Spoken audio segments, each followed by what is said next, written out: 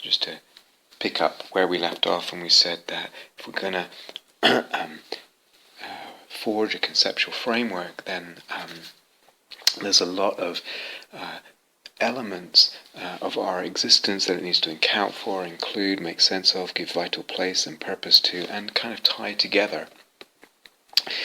And part of just very quickly, repeating what we said, we're acknowledging its historical place, it's historically contingent, that it's not, we're not devising some kind of, discovering some ultimately true, grand conceptual framework or theory that's completely ahistorical. We're recognizing there's always a way of looking, which includes the concept, and the way of looking and the concept shapes, determines, gives rise to experience, and vice versa.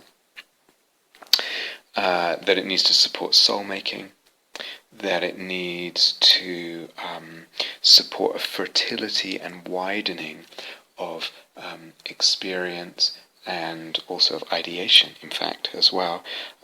Support a widening and an opening of other ways of knowing, and not limiting that in some kind of epistemicide, that it's opening embodied ways of looking without pre-prescribed limits to it.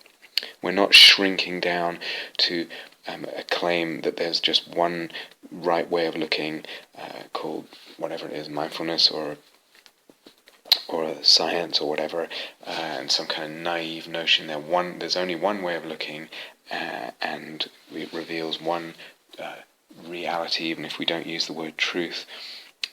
We're not shrinking down in any kind of monotheism in that way. We're incorporating dependent origination, the idea of ways of looking, and the whole fact of emptiness of things. And we're even including the idea that logoi break, conceptual frameworks even break, shatter, melt, need to expand, all that. And that we can never fully understand something like Eros because of that. So all that's quite a lot, and we even said more about other aspects of our existence that need to be included. But if we just pick out for now, to pick up our thread again, and we need a conceptual framework that supports soul-making. So if we pick these up individually, we've said before, the logos needs to allow the psyche, the image, and the eros. If we want a logos that supports soul-making, if we take that aspect, somehow we want a conceptual framework that supports soul-making, then the logos that we have of whatever it is we are in relationship to needs to support the imaginal perception that's happening, and needs to support the erotic connection. So, for example, back to that idea of the divinity of Eros. That idea, that conception, that logos in the moment functions, if I'm really incorporating, if I'm really bringing it into the way of looking, that will affect what happens, what I actually experience, and how I actually live, how I relate to life. It's supportive of soul-making. The idea of discrepancy-based processing that I mentioned a while back, to me that's not. I mean, it might be to a very limited extent, because it helps kind of discern between different things. Maybe it creates a bit of letting go or something, but its potential as a soul-making, supporting logos is very, very limited. Very limited. And there's a way that, thinking too much with those kinds of ideas actually will really constrain the whole Eros Psyche Logos dynamic, the whole movement of soul-making, the whole potential of soul-making. Because wrapped up in a logos like that is, either explicitly or implicitly is, and in most logoi as well, or a lot of logoi is, what is a human being, like I said, and what is important, what is actually important. discrepancy-based processing, what does it tell me about, what does it almost like imply in the kind of subtext and the quality of the idea? What does it imply about what a human being is and what's important? Included, wrapped up in a logos, is ontology, the question of what's real, the assumptions about what's real, epistemology, about what's a valid way of knowing, cosmology, metaphysics. And all of this wrapped up in there affects the experience. So we want a conceptual framework, conceptual ideas that actually support soul-making, that open soul-making. Support and open and support the opening of soul-making.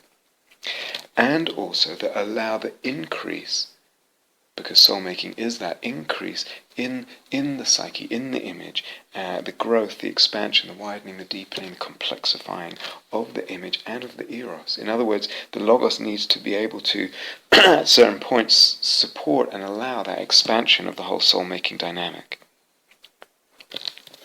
Which means that logos needs to not be so fixed, or needs to be able to break, and we replace it by something else or whatever. You can see, also the logos of Eros, the logos, the view of desire, let's say. And just compare, oversimplistically, desire is a defilement. It's not okay. If that's the kind of logos and the subtext, that's how we're viewing desire. Compared to, desire is okay, it's just another thing, everything's okay.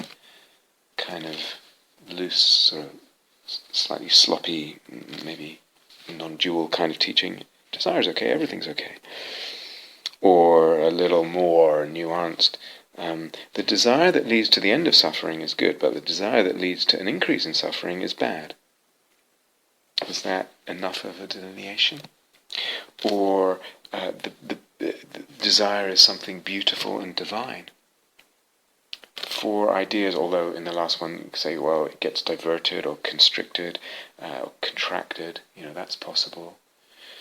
Too simplistic, but you can see how differently the different ideas, the different logoi and conceptions about desire would shape the experience. This is something we're going to again come back to. Said it already, but we're going to come back to it. If you are in love and you have the sense, or you play with the idea that my being in love, our being in love, is somehow mirroring the divine Eros. We are somehow, through our being in love, we are participating in a divine in-loveness, in a divine Eros. And that becomes the way of looking, and the way of looking at your beloved, and the way of looking at your life and this moment. What does that open? What does that lead to? There are many other variations we already mentioned about how to view desire, or the possible ways of viewing desire, but they all have different effects. We made that distinction. Eros, desire. Eros is a subset of desire, and craving is a different subset, and all that. But there's other variations too. But the view, the logos, affects the experience. And I have to really acknowledge this and find out how, what, why. And so we said that before. I'll say something else that I've said before as well, just because I think it's so important.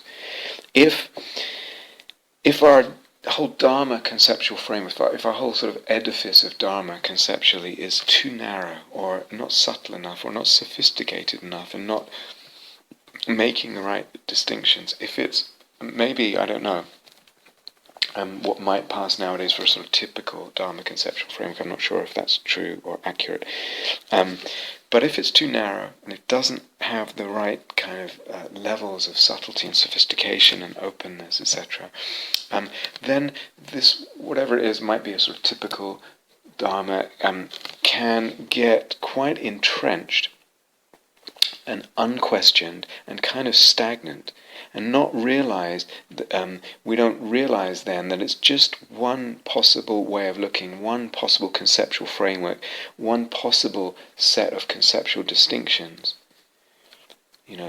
Whatever, if you say, be with what is, everything's impermanent, everything's just flowing, so let go because you can't hang on, and this is it, this is it now. That kind of simplistic Dharma can very easily become just entrenched, unquestioned, a stagnant kind of dogma, and not realize this is just a way of looking. This is just a set of conceptions that informs a way of looking, one among many possible others. It will have its effects, others will have their effects. But if that happens, and it does become something too narrow, not subtle and sophisticated enough, does become entrenched in that way, etc., then what happens is we look at life that way, and our hermeneutics, our interpretation of existence, is constrained by that conceptual framework.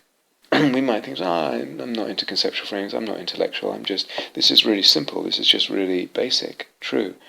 Not conceptual at all. It's a conceptual framework, and it constrains the interpretation of experience and existence. And it also then constrains experience. I've said this before. Experience of what? Of self, of other, of world, of cosmos, of time, of desire, of eros, certainly the experience of soul-making. Constrains the range of freedom that's available to us, and the depth of freedom, both wide and deep. The kinds of freedom, constrains our creativity in all kinds of ways, constrains our sense of beauty, and again the range and the diversity of the senses of beauty. Now, if you ask, well, what is the relationship with, let's say, the Pali Canon of what you're saying, or this conceptual framework of all this business that we're talking about? What's the relationship then with Pali Canon Dharma? I would ask in response. I would say quite a lot in that, so I just want to kind of say some things right now. One question I would ask in response is, whose Pali Canon? Whose interpretation of the Pali Canon? The Pali Canon, just like any other text, is always approached with an agenda, and always approached with assumptions as well, with certain conceptual frameworks in place already, certain ways of looking in place, or a way of looking in place and available, a certain ontology, a certain epistemology, certain cosmology. Whose Pali Canon? Whose agenda? Whose assumptions? Whose conceptual framework? If I approach the Pali Canon with the agenda and the assumptions and the conceptual framework and the limited range of ways of looking, and ontology, epistemology, cosmology, etc., of, let's say, secular modernism, sort of based on classical science and a sort of monotheistic view of reality, and a kind of existential, one-dimensional universe and humanism, what am I going to get? What am I going to see? I'm going to see a secular modernist Pali Canon. And then, curiously, the Buddha seems like a guy just like me. Because I'm looking that way. I have an agenda. What would it be, we might ask, I think more interesting, to bring a postmodern, critique of modernism, a postmodern attitude and kind of agenda, if you like, to the Pali Canon? What would that give rise to? To me, that's actually much more interesting. But we bring an agenda, we bring a set of assumptions. What happens is we ignore this or that aspect of, let's in this case, the Pali Canon. We give a centrality of place to this and something else, dependent on our agenda and dependent on our assumptions, and we have a certain fantasy of the Buddha and a fantasy of, as well as conception of, what awakening is. all of this comes into creating, if you like, the Pali Canon, discovering the Pali Canon. I need to see this and I need to admit it. So a scholar, so-called, and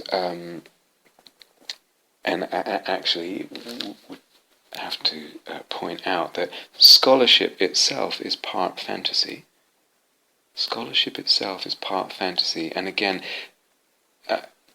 I can say that from personal experience, but scholarship itself is part fantasy. What goes on for the scholar that keeps them at it, that makes it alive for them?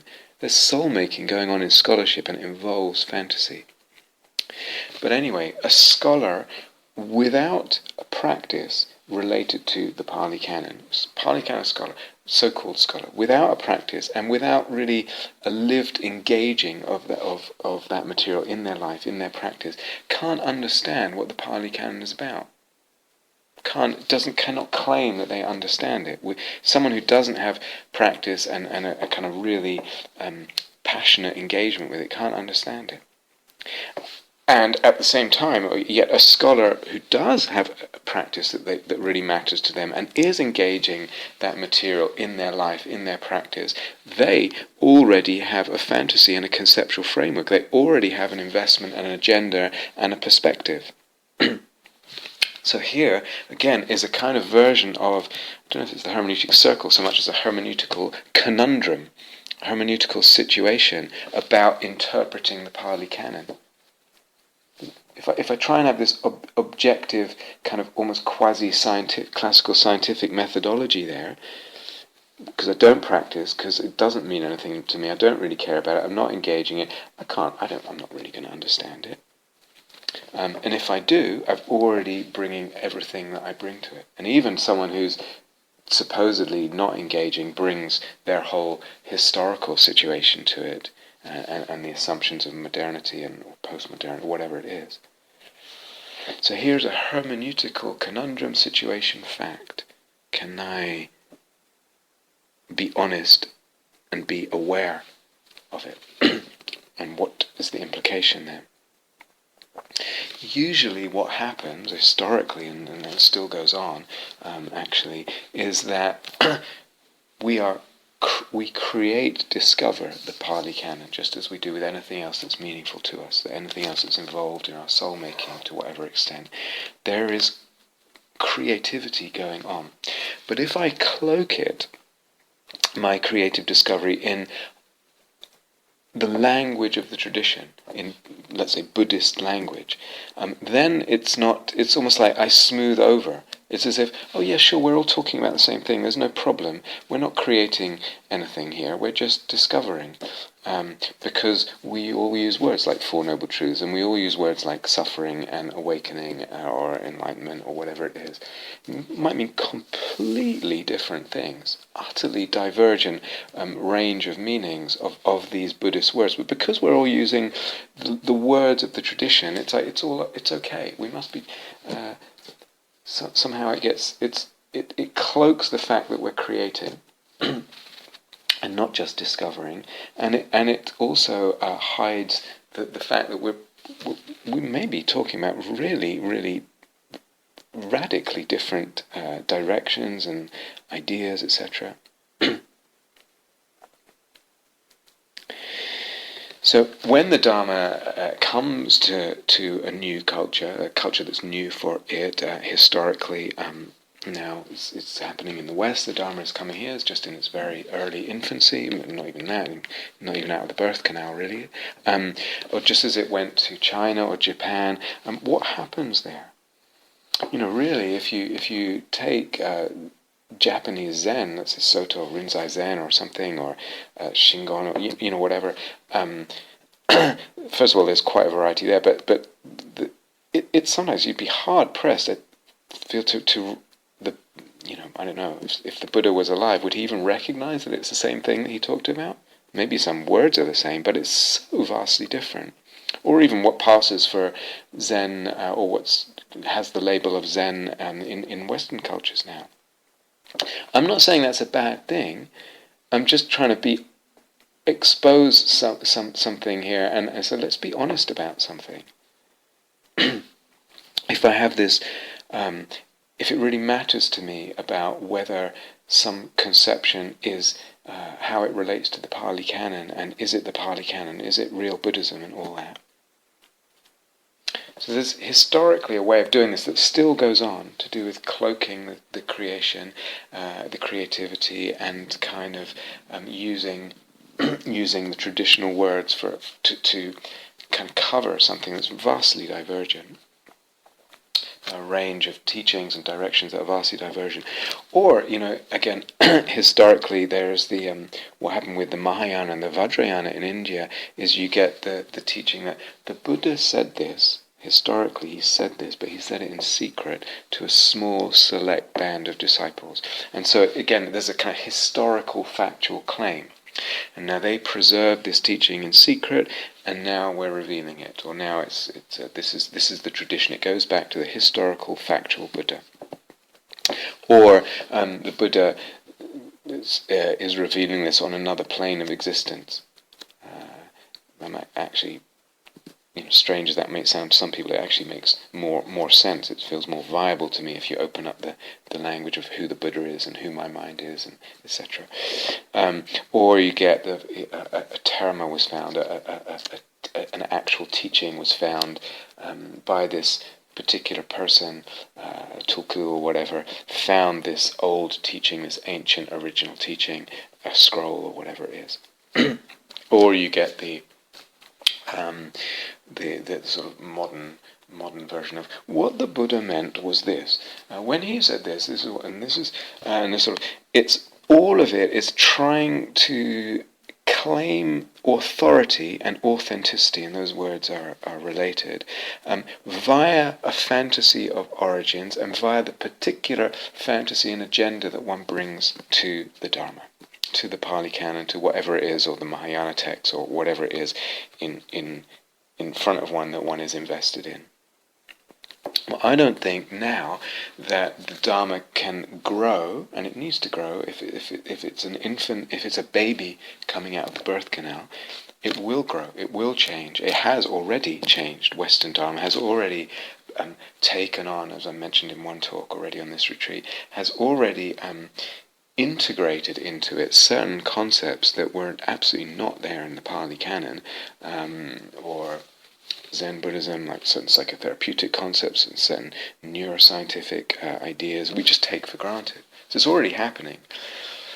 But nowadays, in our culture, the Dharma can't grow convincingly with this, for me, not convincingly at all, with this kind of appeal to the authenticity or authority of the actual reality of a tradition, as if that's something real, and we're not owning the fantasy of scholarship, the agenda, the assumptions, the concepts that one brings to it. All of that. For me, that can't. That's not convincing. The cat is out of the bag. The cat's out the bag. In regard to our hermeneutical relationship with texts and tradition and all that, and historical figures, and if you know from modern philosophy, a philosopher I'm very, very fond of, Hans-Georg Gadamer, wrote a lot about this, the hermeneutics and our situation in history, looking back at the text. It doesn't mean we shouldn't inquire and talk about the Pali Canon, but there is no pristine, unsoiled actuality that we're going to arrive at there. And to think that we are is philosophically and psychologically naive, I would say. Cat's out the bag. And we are too aware now of the cultural and historical context. So if someone said, the Buddha in secret taught neuroscience to a select band of disciples or whatever, maybe some people believe that, I don't know. Or the Buddha, actually what's more common, the Buddha, did teach this in certain psychotherapeutic kind of interpretations of what's happening. But, I don't know, it doesn't really, for me it doesn't really, it's not very convincing. What about being in dialogue with with the Buddha, with the Buddha Dharma, with the tradition. Dialogue, dialogos, dialogue. In dialogue, we're in a conversation, in a back and flow, and that's part of loving a tradition and respecting a tradition, is actually admitting, like when we love, we're in dialogue with our lover. We're in dialogue with this dialogos, back and forth. Dia means through. It also means dia means two. It also means dia means through. So that there's this kind of logos goes through one way and the other. It's like water through through other water, flowing both ways, mixing and coming back. To be in dialogue with the Buddha Dharma, with the tradition, with the Buddha, with the Sangha. So to me, it's important to acknowledge that, and then creativity. Actually, we're acknowledging that we are creative. We are creating, discovering, if you want, the Pali Canon or whatever text, and we add things, and we all of that. So to me, it's disingenuous to try to convince others that we're sort of discovering something authentic and independent of independently existing, and the fantasy of that, the fantasy of historical facticity. Let me just say a little bit more about this. I mentioned that word epistemicide. It's a great word. The killing, like the side, epistemicide, like homicide, the killing of ways of knowing, the erasure, the eradication, the starving, and therefore killing of ways of knowing. So this is something that actually happened anyway in Western society with the emergence of modernism, starting with the Enlightenment and the scientific revolution, but really the Western Enlightenment, that a certain way of knowing modelled on the methodology of classical sort of it's called Descartesian and Newtonian and Baconian science, the Western Enlightenment was claimed to be superior and to reveal the project was to reveal the one universal reality, and there's with that one universally valid way of knowing things. Okay. So it's a mixture of empiricism and rationalism, basically, and sort of the basic scientific method. But again, if you know much about recent Western philosophy, this has been radically questioned. Okay, the whole project of modernism and the Enlightenment project, the Western Enlightenment project, in relation to ways of knowing, ways of looking, and what reality is supposed to be. Radically questioned by postmodern philosophy, philosophers of science, even post-colonial theory, feminist studies, and even philosophers, I think I mentioned this in that talk, even from the so-called analytical Anglo-American tradition, Wilfrid Sellars and W.B. Quine, etc. So rigorous analytical, logical philosophers question that whole take on epistemology and sort of monotheistic take on epistemology and ontology and so-called reality and ways of knowing and all that.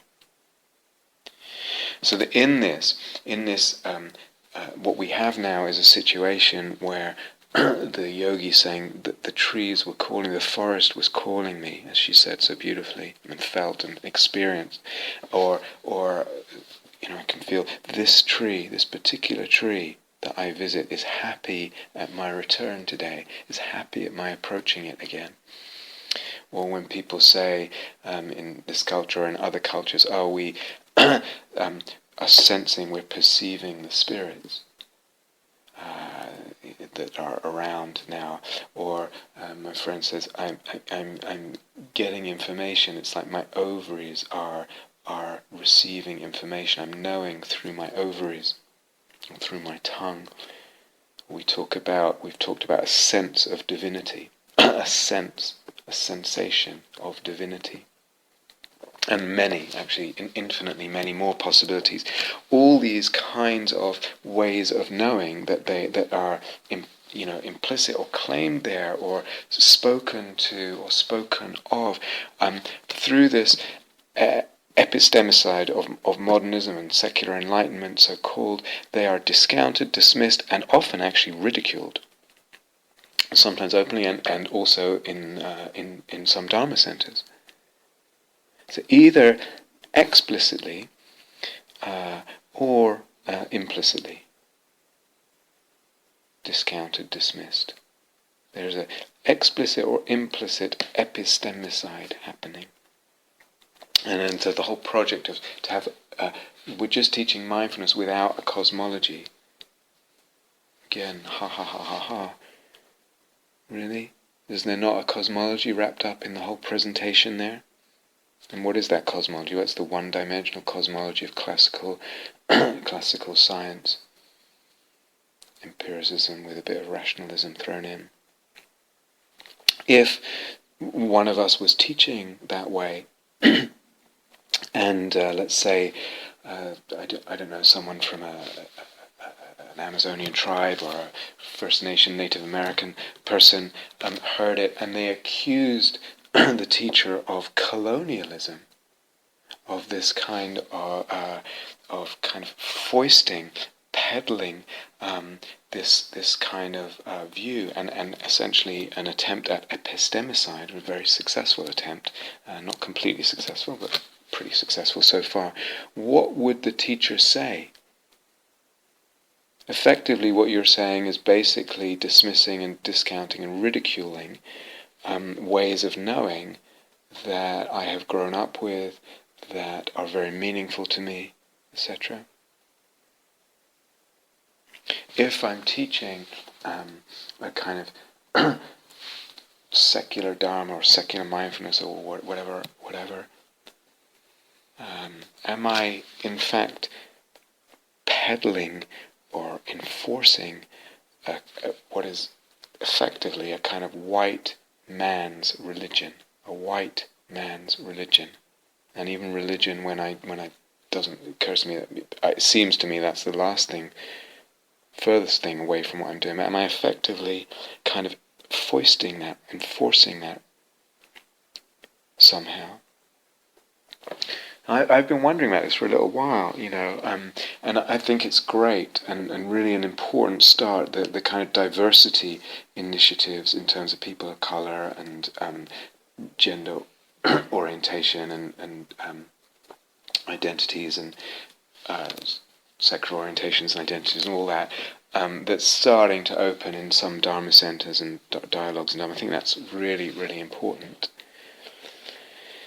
But within that, how many people have stopped to consider that actually a certain presentation of the Dharma, which is sometimes quite aggressive, again, explicitly or implicitly, certain kind of secularized Dharma may actually be a form of proselytizing, a kind of violence that's akin to sort of the Christian missionaries of centuries in the past.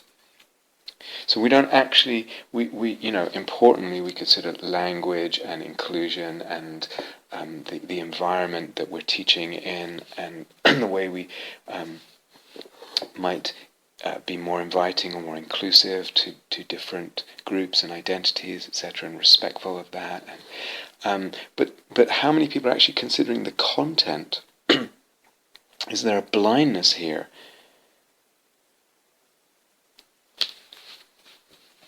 That actually there may be something that doesn't allow or invite or sit well with certain groups of people because of the content.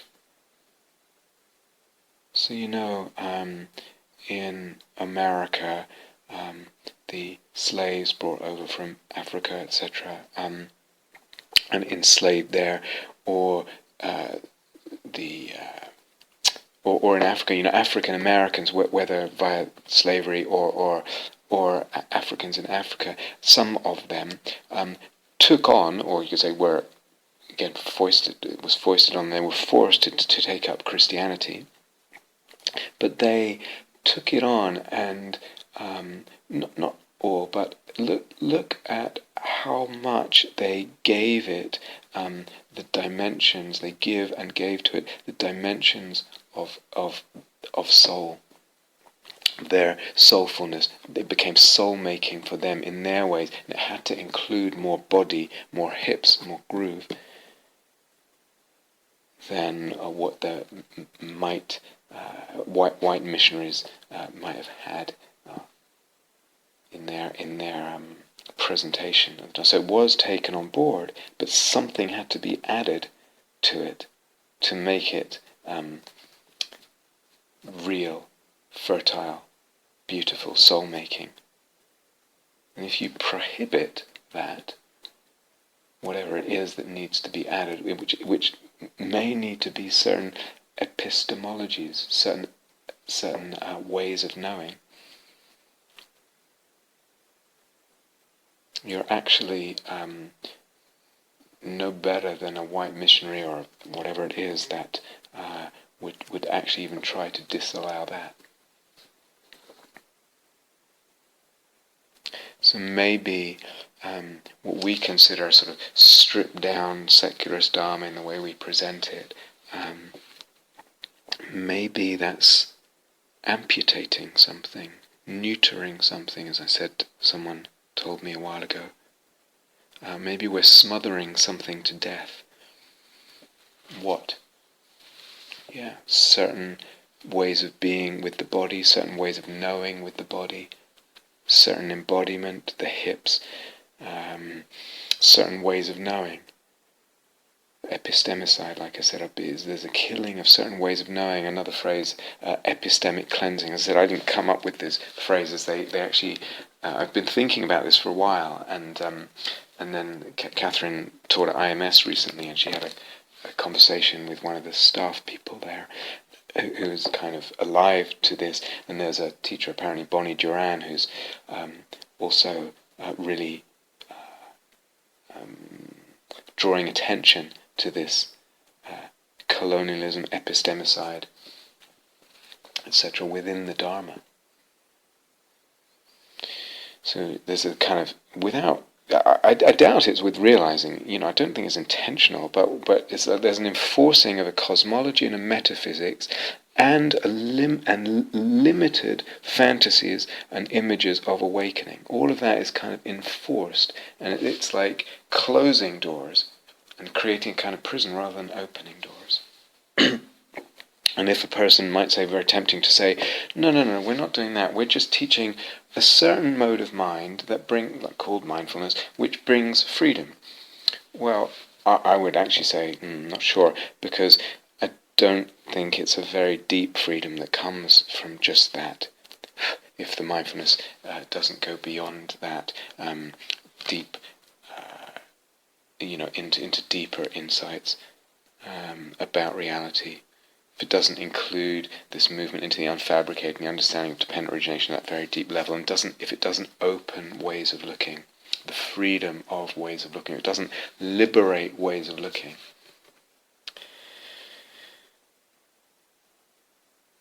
And so sometimes dogma and truth, both things that most people would run and believe that we're a million miles away from, or want to renounce being dogmatic or drawing in that word truth, which has become very unfashionable now. But yet it's there underpinning things without admitting or realizing it. How much is that the case? Last thing about this epistemology, and then pick up later, but I heard a Dharma teacher say in a Q&A, one can't go in a Dharma center, on a meditation retreat. One can't go, he said, one can't go from meditation to epistemology. In other words, just because you have certain experiences in meditation, you can't take that as saying anything about reality. It's not a valid epistemology, it's not a valid source of knowledge. Now, I could say, okay, fine, you can say that if you want, absolutely. But where do you get your epistemology from? You must have some epistemology. Okay, so you're just saying that for you it's not coming from meditation. I don't think you can say that for everyone. In other words, what gives you the right to dismiss that as a source of epistemology? And where do you get yours from? So nowadays, in Western philosophy, some of it is quite fashionable. For example, Richard Rorty and other philosophers, quite fashionable to sort of recognize the sort of hermeneutical conundrum with regard to epistemology, but also ontology and all of that, and also recognize the kind of collapse, if you like, of the whole project of modernity, and the kind of coming up with the one grand theory of everything that reveals the truth and the way of knowing to know that truth, etc. So philosophers like Richard Rorty said, respond to all that, kind of reiterate it, and respond, say, abandon epistemology, abandon ontology, abandon all that kind of attempt in philosophy, and what it amounts to is a kind of just shrugging at the whole question of ways of knowing. And maybe one comes up with different ideas, and for him it's solidarity with your community, just all kind of believing in the same sort of epistemology, ways of knowing, but kind of letting other communities have theirs. And so that sounds quite nice. But effectively what happens is there's a reverting to the default epistemology, the default ways of knowing. In other words, you can say that as a sort of intellectual position, and say something like, well, you could say I don't have an epistemology or an ontology or cosmology, but you actually live one. You live one. You live an epistemology. In other words, there's certain experiences that you trust as being valid sources of knowledge and intimations of what's real, or make certain conclusions about what's real, and you live your life based on that, and you live your life with a certain sense of what the cosmos is. So to say there's no epistemology, no ontology, no cosmology, I mean that's not tenable, as we said before. But because there's not the flexibility of the ways of looking, because there's not the meditative training to actually adopt different conceptual frameworks and different ways of looking, actually see the experience open, inhabit, if you like, different universes, there's just you can say what you like philosophically and intellectually and write it very nice, but there's just a reversion to the default. And where did you get that default from? The default is probably mostly from the dominant modernist Western culture. It's just what you receive, as much as you learn in high school and whatever most people around you are sort of believing. So, a question would be, why, where do you get your epistemology from? And is it from what's popular around you, what's dominant in the culture? Is it just a kind of laziness, that kind of where it just slinks to in the being without questioning it? Is it just your own personal inclination? Are you admitting that? Am I admitting that? Why do I choose this or that, whatever it is? If it's, I get my epistemology from logic, I get my epistemology from a high school science book, or I get my epistemology from the dominant culture, I get my epistemology from my meditation experience, I get my epistemology from what it says in such a scripture or what such and such a teacher says. Why? And is it possible to justify any of those epistemologies? I don't think so. Ultimately justify, always with, this is partly why I think epistemology is so interesting, is that always an epistemology, a decision, a lived decision about what's real and what isn't, will come to rest, will be found to rest on some or other assumptions that are not actually provable, that are ultimately not provable. I end up just having some recourse to some basis that's not actually provable. So, can we be conscious of this? Where am I getting my epistemology, and what are my claims for it? If I realize this, that epistemology rests on some assumptions, which something somewhere needs to rest on some assumptions that are not finally provable, then what are my options? Where does that leave me? Am I just going to smooth this over? Am I going to talk as if it's true, but then revert to as if there's a certain truth? Avoid the word truth. It's a bad word because it's not very fashionable now, and philosophers have shown that it's not a good thing to go bandying around or assuming. But basically, I'm reverting to something that says that assumes a truth. What are my options if I really hold this insight?